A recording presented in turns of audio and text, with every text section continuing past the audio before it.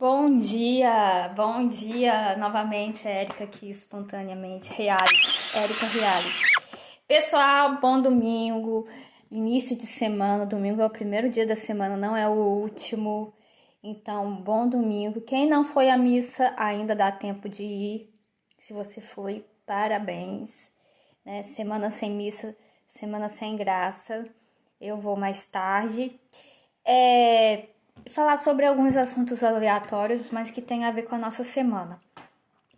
Novamente, falar um pouquinho sobre a morte aqui da Marília Mendonça, sobre algumas coisas que eu estava vendo na internet.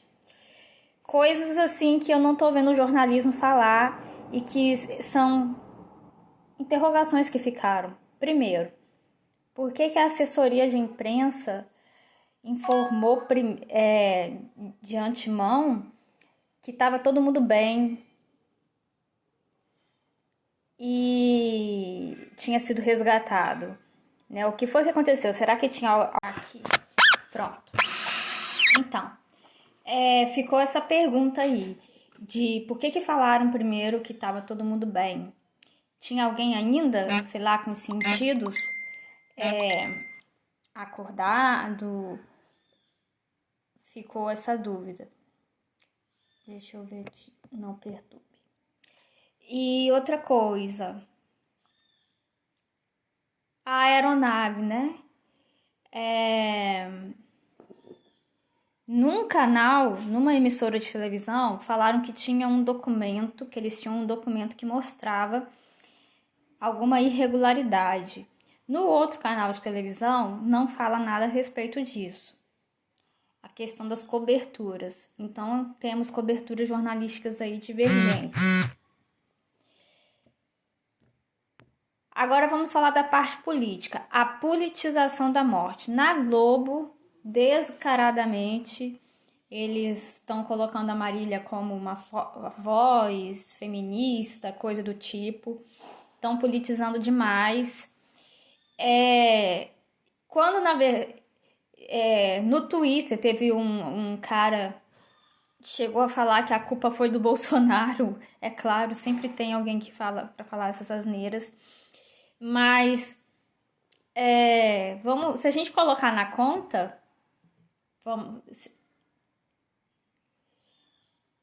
ela vendeu o avião particular dela e acabou pegando esse jatinho alugado, né? Porque por causa do fique em casa. A economia a gente vê depois. Ela vendeu o avião dela para pagar os funcionários, para não deixar passarem fome, porque não estava podendo fazer show. Então, esse povo que fica falando que a Marília morreu por causa do Bolsonaro, não foi o Bolsonaro que pegou essa política do fica em casa, a economia vê depois. Pelo contrário, ele era contra essa política. Então, para quem está politizando a morte, sinceramente, se for usar argumentos políticos, é o contrário. De certa forma, indiretamente, foi o fique em casa. Ela vendeu o avião dela para pagar os funcionários, que não estava tendo show, então não estava entrando recurso. Mas, na verdade mesmo, gente, eu tô falando isso para quem resolver politizar a morte. Mas a gente sabe que quem é o dono da vida, autor, né, do princípio e fim da nossa vida, é Deus. Então, se ele permitiu que acontecesse dessa forma, ele sabe, a gente não conhece os mistérios de Deus. Então, não adianta ficar procurando respostas. Eu digo isso porque eu também não esperava que a minha mãe morresse do jeito que ela morreu. Então, eu não queria imaginar que a minha mãe ia morrer do jeito que ela morreu. Então,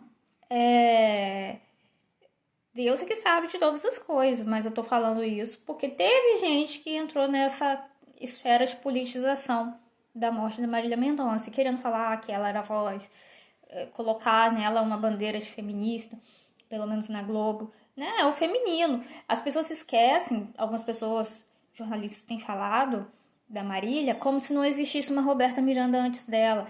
É claro, a Roberta Miranda não teve o mesmo, de repente, investimento, planejamento de carreira, empresário, tantos motivos que tem, isso é uma indústria, né? A música, é uma indústria, faz parte da indústria cultural. Não fez o mesmo sucesso da Marília, não é porque é questão de mulher. Tem tantas questões, tem marketing, quem que cuidava da carreira dela. As pessoas estão falando como se realmente o sertanejo é um ambiente dominado muito pela presença masculina, mas nunca foi propriedade dos homens, até porque mais atrás ainda da Roberta Miranda tinha as irmãs Galvão. O pessoal tá esquecendo que tinha Taeme e Thiago, cara. Então, que já teve outras mulheres antes do sertanejo. Então, isso eu acho também injusto com as precursoras lá de trás, que são realmente precursoras. Então, não tiveram o mesmo alcance, o mesmo sucesso que a Marília, até porque eu não sei, sinceramente, eu não sei, que eu não estava viva na época, não era nascida na época das Irmãs Galvão, como que era o sucesso delas. Naquela época que não tinha internet, que não tinha toda as condições que nós temos hoje. Então é isso, fica aí. Eu gosto quando eu escutei falar que ela era a presença feminina e não feminista do sertanejo. Porque é isso que ela representava mulher de verdade. Então, esse é um dos assuntos que entrei em contato com vocês, pelo qual eu entrei em contato com vocês hoje. Enquanto isso, o que será que está acontecendo no Congresso? Enquanto isso, aqui em Campos, hoje, o deputado Hélio Lopes está aqui. A Juliana está falando comigo aqui no Facebook. Maria Cecília e Rodolfo também. Então, o pessoal está se esquecendo que já tinha mulher antes no sertanejo, já que não teve a mesma visibilidade, mas tem todas essas condições, esses fatores aí de empresário, como que é planejada a carreira, internet, que a gente tem hoje. Eliana, cantora e apresentadora sertaneja. Eu não conheço essa Eliana, Juliana, que você tá falando aí. Mas é isso. Isso é uma das questões que eu tava pensando aqui hoje. A outra situação que eu tava pensando é que eu tava assistindo aqui o vídeo do deputado Hélio Lopes, que tá aqui em Campos. Nesse momento ele tá lá na CDL entregando recursos para a cidade, né? Entregou lá, trouxe um caminhão frigorífico para educação, para transporte de alimentos e também um cheque de 100 mil para o município, acredito que, e se comprometeu para enviar recursos para o Ferreira Machado. Para quem não sabe, a essa época que a gente está agora, muito deputado não consegue fazer nada esse ano. Entra no orçamento de 2022 muita coisa. Para esse ano, desde setembro já não dá mais para entrar recurso para a cidade. Mas não sei por que eu tô falando isso, mas é só atitude de conhecimento mesmo. Então ele tá lá na CDL e daqui a pouco ele vai ter um almoço lá em Farol de São Tomé, não sei aonde, não me pergunte. E eu tava pensando no seguinte, se é possível, eu não sei se é possível, condicionar a entrega de recursos a municípios exigindo a retirada da vacinação obrigatória ou do passaporte sanitário. Não é justo com o povo, né? Não é justo com o povo. Que, querendo ou não, quem sofre, no fim das contas, é sempre o povo. Mas essas políticas arbitrárias... Mas o povo também sofre, né? Com políticas arbitrárias e ditatoriais como essa da VACINA obrigatória. É melhor falar assim, porque eu não sei se vai cair a live por eu falar disso. Mas eu tava pensando nessa questão da VACINA obrigatória. Como que eu tava vendo agora no Twitter, um tweet da CNN, falando do nosso ministro Queiroga, ele dizendo que não é a VACINA obrigatória que vai levar as pessoas a se vacinarem. A obrigatoriedade. E, de fato, vamos pensar, né, de uma maneira até psicológica. A partir do momento que você impõe essa introjeção, né, de uma substância no corpo das pessoas, de modo que essa pessoa vai ser punida, penalizada por não tomar, isso já não é bom. Como que você vai pensar que a VACINA é boa se ela pode tirar emprego das pessoas? Se ela pode tirar clientes das pessoas? Se empresas podem fechar por causa dela? Então, aparece como um bicho-papão. Não para quem tá com medo e quer, a maioria da população, gente, quer tomar. E não tem VACINA para todo mundo que quer tomar. Então não precisava obrigar. A gente sabe que nesse ponto, olha só, nós somos a minoria. Quem não quer? Então, se é uma coisa que pode tirar emprego, que pode tirar cliente, que pode fechar a empresa, como que você vai ver como uma coisa boa? E a partir do momento que você quer obrigar as pessoas, se você não tomar, vai acontecer isso com você? Vamos tirar seu emprego, você não vai poder entrar nos lugares, você vai se tornar um cidadão de segunda classe, você faz ameaças, porque são ameaças. Como que a pessoa vai confiar? É mais inteligente você vir com argumentos científicos, mas não existe prova porque está em fase de teste. Só que mesmo assim, muitas pessoas querem tomar. Então, deixa as pessoas tomarem, gente. A maioria já quer. Nós já temos mais de 51% da população. A gente não tem ainda o número suficiente para imunidade de rebanho. Mas, sem ameaças, acho que mais pessoas estariam indo se vacinar, tomar a segunda dose, que é o que muita gente está falando nas reportagens que está faltando. E o negócio de segunda dose, eu acredito também que é falta de disciplina.